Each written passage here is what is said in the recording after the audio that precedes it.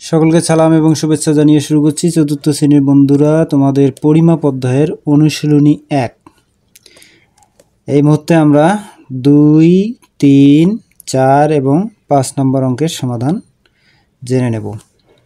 তো প্রথম অঙ্কটি আছে অপুর টেবিলের দৈর্ঘ্য ও প্রস্থ যথাক্রমে 62.5 সেমি এবং 45.6 সেমি হলে টেবিলটির পরিসীমা কত? সেমি এবং মিটারে প্রকাশ করো। এখানে টেবিলের একটা ছবিও দেওয়া আছে।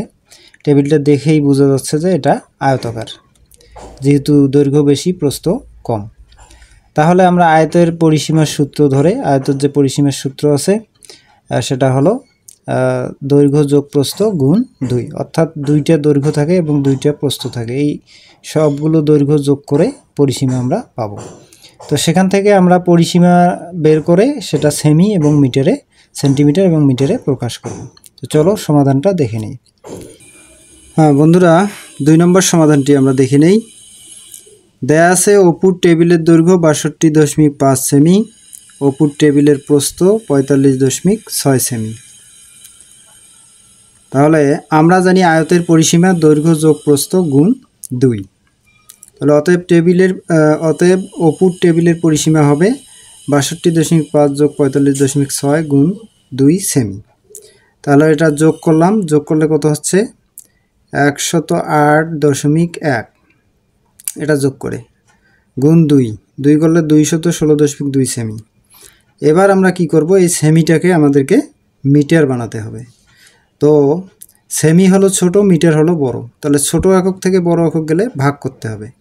এখন 100 সেন্টিমিটারে 1 মিটার, এজন্য আমরা এটাকে 100 দিয়ে ভাগ করলাম।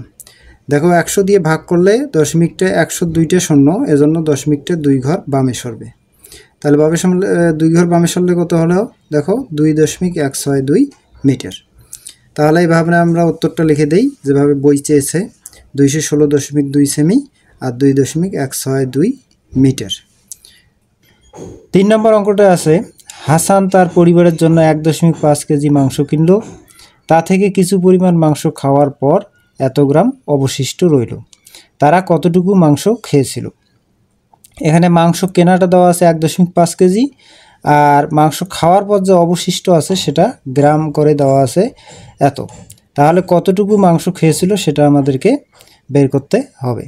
তাহলে আমরা যেহেতু কেজি এবং গ্রাম করব, প্রথমেই কেজি আছে, তাহলে এই গ্রামটাকে কেজিতে রূপান্তর করে আমরা যদি এই কেনা মাংস থেকে বিয়োগ করি তাহলে তারা কতটুকু মাংস খেয়েছিল সেটা পাবো।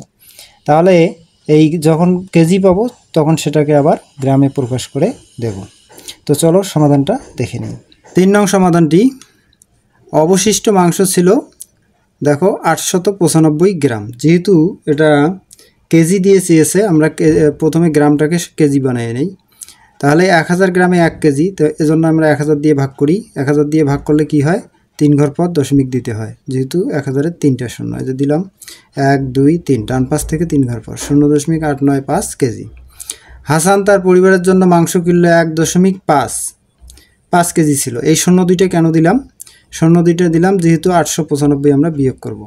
তাহলে মাংস খাওয়ার পর অবশিষ্ট রইল 0.895 কেজি। অতএব মাংস খেয়েছিল, আমাদের মাংস খেয়েছিলটা বের করতে হবে।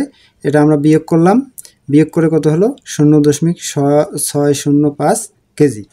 এখন কেজিটাকে আমরা কি করব, গ্রাম করব। আমরা এখানেও করতে পারবো, কিন্তু এখানে জায়গা নাই, এজন্য আমরা জানি দিয়ে করলাম, বা যেহেতু দিয়ে করতে পারো।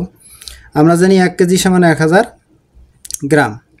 তাহলে অতএব 0.65 কেজিকে 1000 দিয়ে গুণ করে আমরা কি করলাম দেখো, এই যে ভাগ করলে যেমন দশমিক বামে সরে, আর গুণ করলে দশমিক ডানে সরে।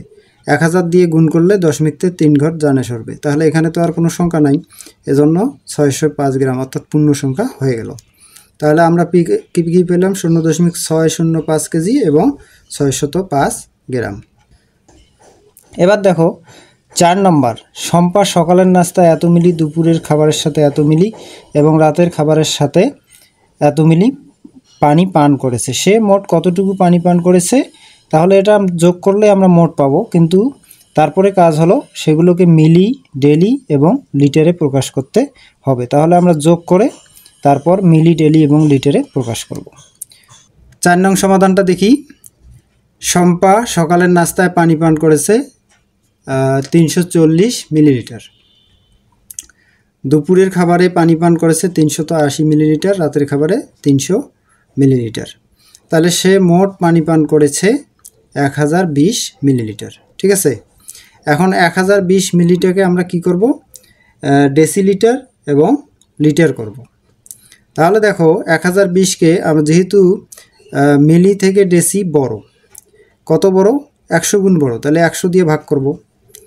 তাহলে দেখো 1020কে আমরা 100 দিয়ে ভাগ করলাম, এটা ডেলি হয়ে গেল। যেহেতু 100 মিলি সমান 1 ডেসিলিটার, তাহলে 100 দিয়ে ভাগ করলে যে ডান পাশ থেকে 2 ঘর পর দশমিক, দেখো এই যে 2 ঘর পর দশমিক দিয়ে দিলাম। এবার আমরা এটাকে আবার কি করব, লিটার করব। তো আমরা ডেসিলিটার থেকে লিটার করতেছি, ডেসিলিটার থেকে লিটার আসলে 10 ডেসিলিটারে 1 লিটার, এজন্য আমরা 10 দিয়ে ভাগ করব। 10 দিয়ে ভাগ করলে আবার দশমিকটা 1 ঘর বামে সরে যাবে, তাহলে 1.020 লিটার।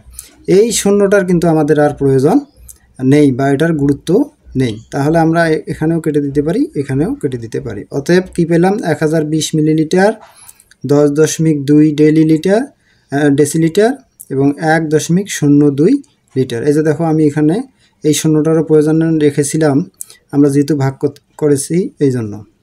ঠিক আছে, 5 নম্বর অঙ্কটি আছে, অরুণের বাসা থেকে তার চাচার বাসার দূরত্ব 9.8 কিলোমিটার। সে বাস স্টপ পর্যন্ত 950 মিটার পায়ে হেঁটে এবং 6.5 কিলোমিটার বাসে অতিক্রম করে। চাচার বাসায় যেতে আর কতখানি পথ বাকি রয়েছে তা কিলোমিটার এবং মিটারে প্রকাশ করতে হবে। তো এখানে আমরা কি করব, দেখো সে বাস স্টপ পর্যন্ত হেঁটে গিয়েছে এত মিটার, আবার বাসে গিয়েছে 6.5 কিলোমিটার।